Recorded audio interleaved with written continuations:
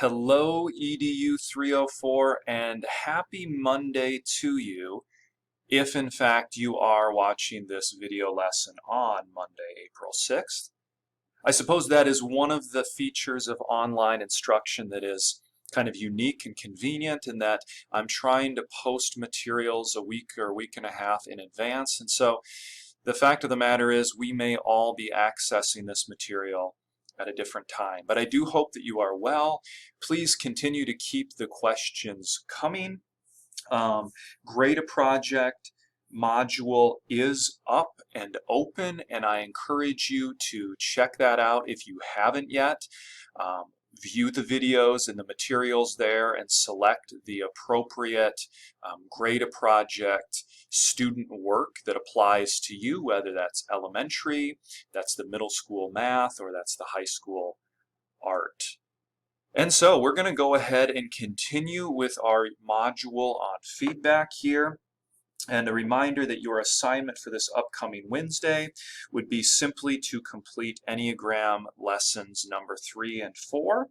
Continue working on your Grade a Project module over the Easter break, and I will see you back again here Wednesday, April 15th, as we begin module number 4, which is focused on assessment formats. All right, with all that out of the way, let's go ahead and get started. Don't worry about this note to create a feedback worksheet. I have the feedback worksheet, or note sheet rather, for day 2 already posted. What's important here is first of all the joke for my math people, and the objective. What is your objective here for day 2? Well, now that we know the 4 major ways of providing feedback, your objective today is to provide examples of appropriate written feedback over student work. Unfortunately, you're not going to be able to give me verbal feedback in this online forum, but you will be able to give me some written feedback. All right, and so I want to begin by modeling what this might look like. The examples that I'm going to give you today are taken from an upper elementary school level classroom. I realize that not all of us are elementary people, and some of us are not the type of people that would be doing a whole lot of writing anyways, thinking of my math people, potentially my art people. But this seemed like the best age group to sort of try to hit all of the students and give you an opportunity to practice giving feedback. Okay, so here is the prompt and the example. It says, describe what lunchtime is like for you on a school day. When school is in session, of course. Be sure to tell about your lunchtime so that someone who has never had lunch with you on a school day can understand where you have lunch and what lunchtime is like.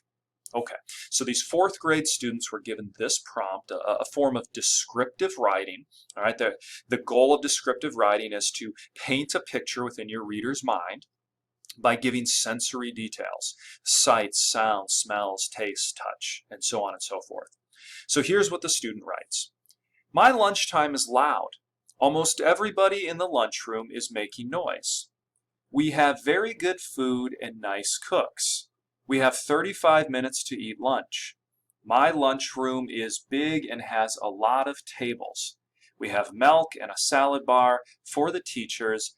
That is what my lunchroom is about. And before I move forward and provide you with some of the feedback I might give to this student, I'd like you to pause this video and just think to yourself for a moment about those 4 major types of feedback: descriptive, corrective, evaluative, and praise. Go ahead and pause the video and just consider how you might respond to this student's writing assignment if they were in your classroom.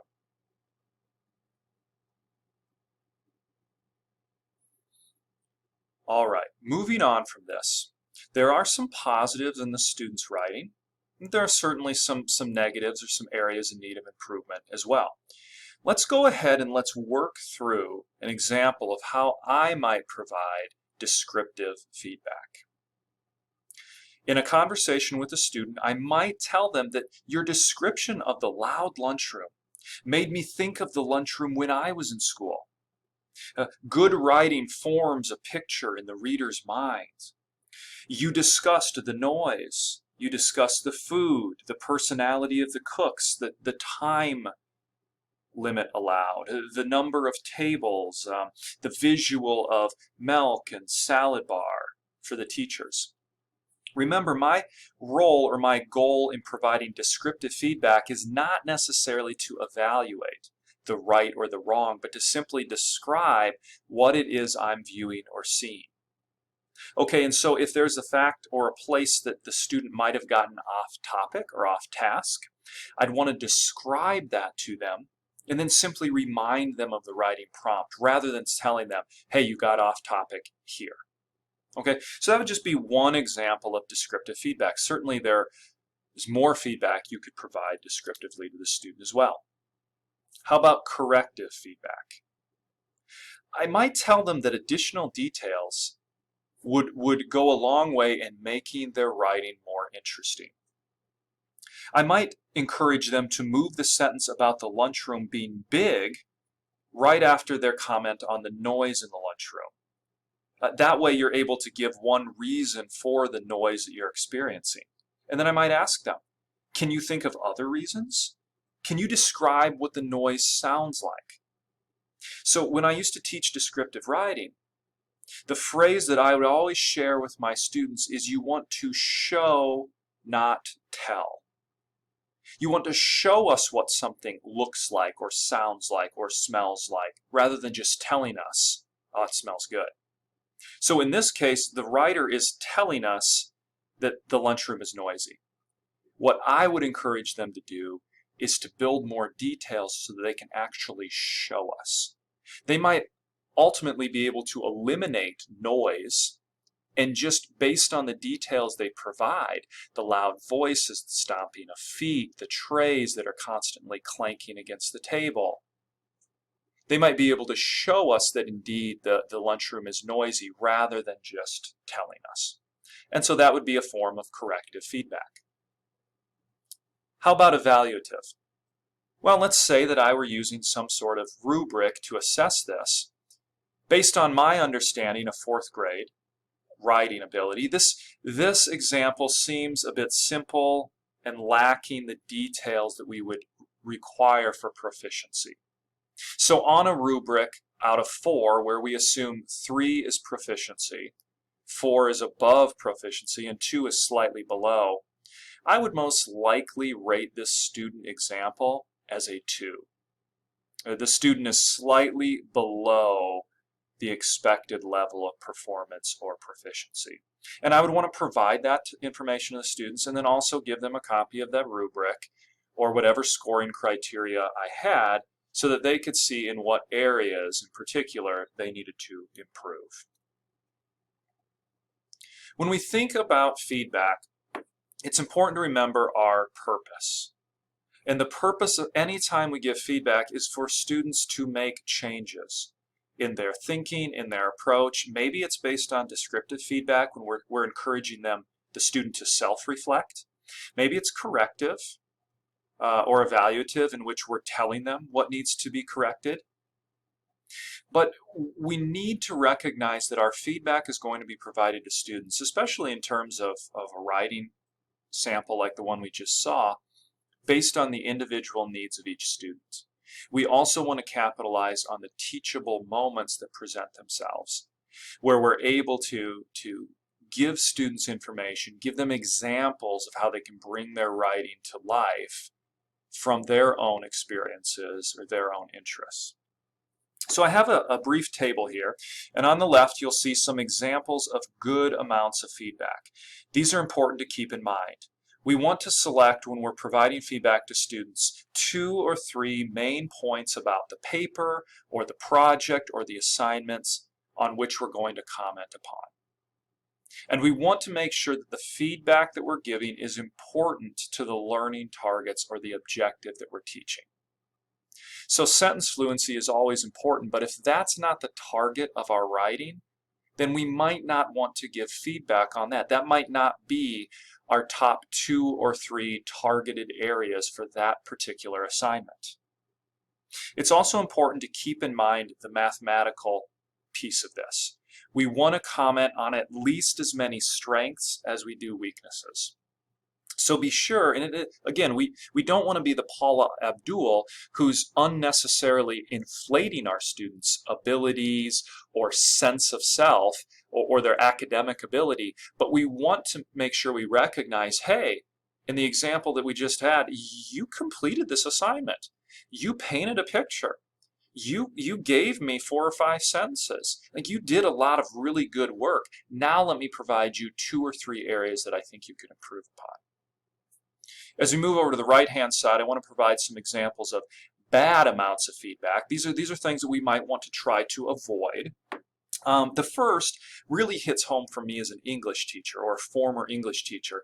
We want to be sure that when we return a student's paper, or the same could be said about any rubric or scoring scheme that you're going to return to the student, we want to make sure that we're not noting every single error in mechanics.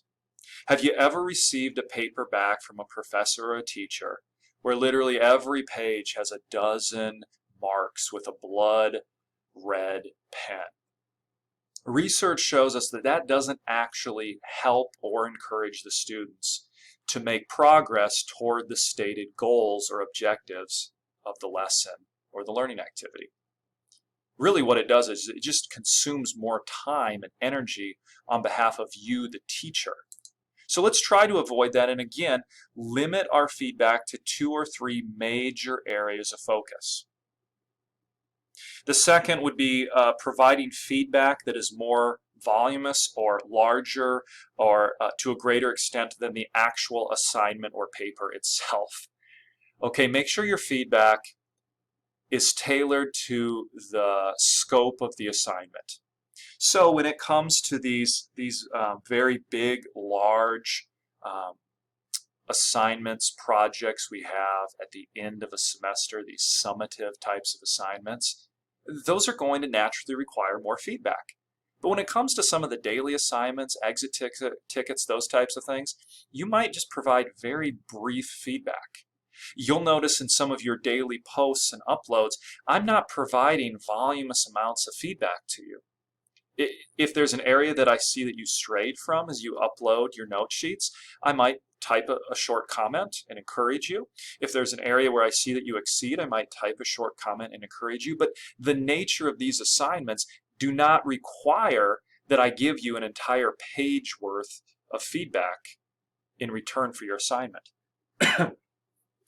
And then also we want to make sure that our feedback is equal or equitable amongst all of our students.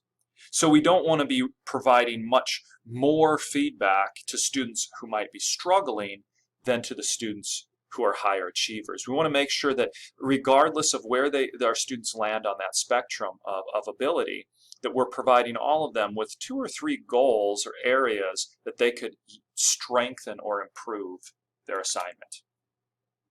Okay, so here is your situation. And what I'd like you to do at this point is to pull up the feedback note sheet for day 2. And you'll see that I have a spot for all 4 samples. And as always, these boxes can bend and mold to your needs. So feel free to type as much as you want. We actually get a second page for free. So don't worry about the cost there. And then finally, or over on the right-hand side, I guess I should say, what is the score that you would provide for the student based on the rubric that the teachers developed? And then for each student writing sample, I'm going to ask you to give me an example of descriptive, corrective, evaluative, and praise in the form of feedback. So go ahead and pull that out as we move forward here with our lesson. Here's the situation. I want you to imagine that you're teaching in an elementary school, 4th or 5th grade, and that in your school you have received a bomb threat, okay? And so as a way of helping your students process that threat, you and your team have devised a brief writing assignment in order just to kind of make use of the experience, the teachable moment, but also to assess the quality of their writing and the student's reflection, okay? So here's a situation, a true situation that happened many years ago in and around the Sioux Falls area. After receiving a bomb threat, the school used emergency procedures and gathered all students into the gym. Students were released when their parents or guardians came to get them. The following day, teachers followed up with school-wide activities. Some of the 5th grade classes were asked to describe how they felt during the bomb threat and any other information they would like a judge to know in terms of how they might judge the person who made the threat. Most students wrote paragraphs that addressed their feelings and actions during the bomb threat, with one sentence at the end about punishing the criminal. In 5th grade at the time, the state-level standards for writing included these two. First, gather, organize, and select the most effective information appropriate for the topic, task, and audience. And secondly, write paragraphs that have a topic sentence and supporting details. So what's important about these standards is that as the teachers developed a rubric to try to assess student reflections, they wanted to make sure that they were being faithful to the standards that were required for this academic level. And so they're asking students to organize and select the most important information relative to the task and the audience that the students are writing towards. And then in the second standard, a topic sentence is simply an introduction. It's telling your reader where you're going with your paragraph, and then supporting details are those details that support whatever your topic sentence says. The teachers developed the following holistic rubric to assess students' ability in this area of writing. So in order to earn a 3, a variety of details are organized to support the topic sentence. A 2, some details are present, they are related to the topic sentence. And 1, minimal details are present or unrelated details do not support the topic sentence. Now, I don't know off the top of my head what level of performance was deemed necessary by these teachers. For the sake of argument, let us just assume that a 2 would be proficiency, a 3 would be above proficiency, and a 1 would be below proficiency. So when it comes to your note sheet, what I'm asking you to do is just delete this X and then tell me how you would score this. Each sample is a 3, a 2, or a 1. For each of the following writing samples, I'm asking you to give at least one piece of descriptive feedback, one piece of corrective feedback, and one piece of evaluative feedback, as well as one piece of praise on your note sheet. So what I'm going to do is I'm going to allow you to try as best you can to read through this.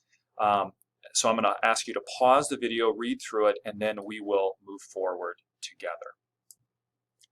All right, we're back here, and a couple of things come to mind as I read through this. First is, we don't really teach handwriting, cursive, in the elementary school anymore.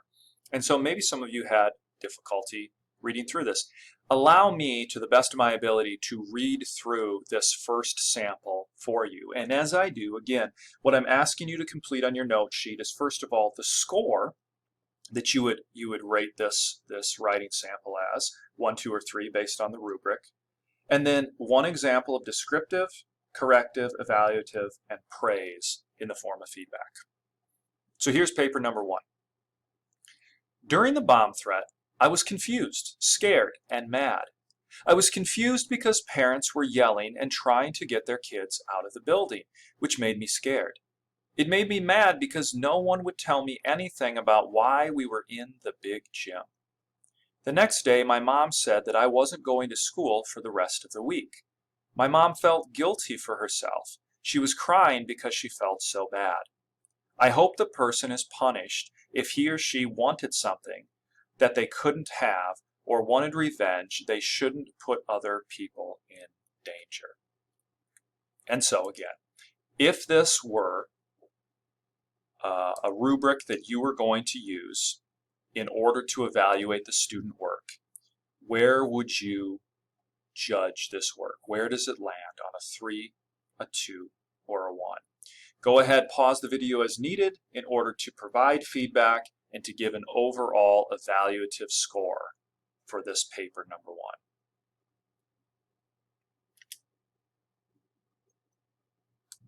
All right, I'm going to move on to sample number 2 here. And I want you to keep in mind that we know very little about these students, which is perhaps a benefit for us because we are forced to just assess their written work based on the criteria established on the rubric. We don't necessarily know, for example, other than that these students are fifth graders, we don't know their English language learner status. We don't know if there's special education status or any of those types of things. So all I'm asking you to do is to, based on the writing sample provided, assess and provide feedback on that writing sample. So here is writing sample number 2. During the bomb threat, I feel scared that the school might get blowing up and everybody will die. After that, I told my mom about it, and me and my brother was not going to come back to this school at all, but we asked our mom could come back to the school on Friday. The person who did it should get killed, and he should be in jail for his life and never let him go. Well, that's interesting in terms of killing the culprit prior to a life in jail, but that aside, go ahead and based on the writing sample, provide feedback descriptively, correctively, evaluatively, and through praise, and then also give us an overall score.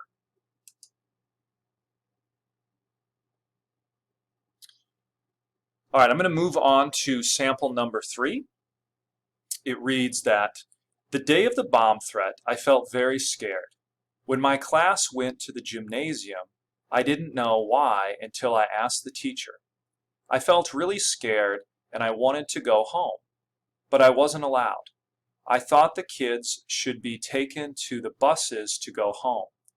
I think that the person should be put in jail for a couple of years. If he doesn't, what if he does this to another school and really does have a bomb in that school? I was so scared to go to school the next day. This was a waste of time. Whoever did this scared everyone in the school and wasted a day.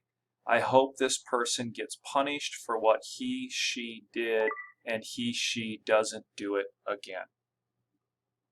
All right, sample number 3. Based on the criteria established in the rubric, how would you evaluate this? Is it 1, a 2, or a 3? And then please provide feedback in each of those 4 areas.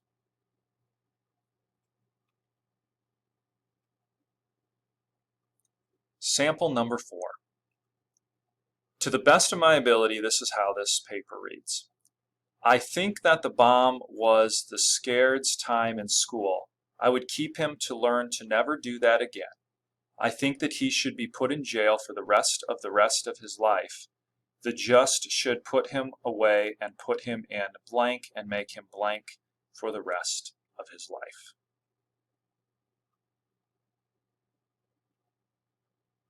So once again, I ask you to provide feedback in each of those 4 areas based on the rubric provided.